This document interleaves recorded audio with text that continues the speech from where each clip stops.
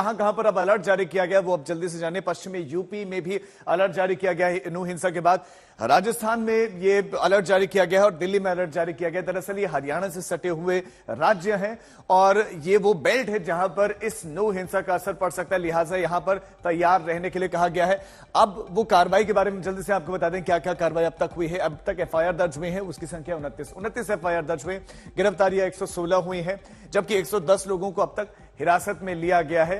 ये कुल मिलाकर अब तक का पुलिस का एक्शन है। पुलिस का एक्शन घटना के बाद का है, उससे पहले सिर्फ सवाल ही सवाल है, पुलिस व्यवस्था पर सवाल है, उनके एक्शन पर सवाल है। बहरहाल अभी हालात क्या है वहां पर बताने के लिए हिमांशु मिश्रा हमारे संवाददाता ज्यादा जानकारी के साथ जुड़ गए। हिमांशु प्लीज बताएं, तस्वीरें भी दिखाएं कि क्या सिचुएशन है। देखिए ये आप तस्वीरें देखिए, ये वो सड़क है जहां पर सोमवार के दिन हिंसा हुई थी। दोपहर 2 बजे से लेकर 5 बजे तक यहां पर उपद्रवियों ने जम के आतंक मचाया था, लेकिन उसके बाद पुलिस अब यहां पर एक्शन में है।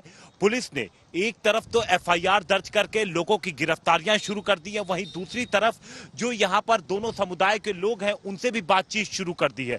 उसका नतीजा ये रहा कि सोमवार शाम के बाद से अभी तक यानी बुधवार सुबह तक यहां पर कोई ताजी हिंसा या कोई दूसरी हिंसा घटना देखने को नहीं मिली है, न ही कोई कहीं से रिपोर्ट हुई है, न किसी ने कंप्लेन की है। यानी कि सोमवार के दिन जो हिंसा हुई थी, सिर्फ यही नहीं, जगह जगह नू के बाजार में, ये रोड जो है वो तावड़ू की तरफ जाती है, ये तावड़ू की सड़क पर भी हिंसा हुई थी। मेन नू जो सिटी है वहां भी हिंसा हुई थी।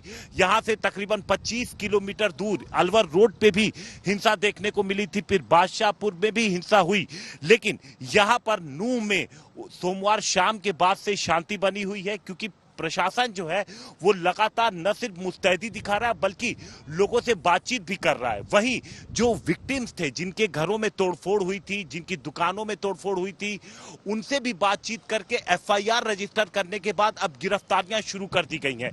इसके लिए पुलिस ने कई जगहों से, हमने देखा था कि बस लेकर के बाकायदा राजीव पुलिस यहां पर चल रही थी और बस में जो लोग भी पहचान में थोड़े भी जिन पे शक होता था उनको उस बस में डिटेन कर लिया जाता था और उसके बाद अब एक एक करके जिनके खिलाफ सबूत मिल रहा है उन्हें गिरफ्तार किया जा रहा है और जिनके खिलाफ सबूत नहीं मिला उन्हें छोड़ा जा रहा है। आज रात तक 2 तारीख है आज, और आज 12 बजे तक इस पूरे इलाके में धारा 144 अभी भी लागू है। इसके अलावा मोबाइल भी, इंटरनेट पूरी तरीके से सस्पेंड है।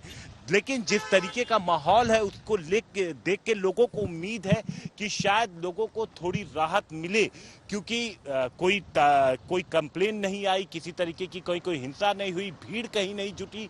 इसको लेकर के प्रशासन थोड़ी राहत महसूस कर रहा है, खासतौर से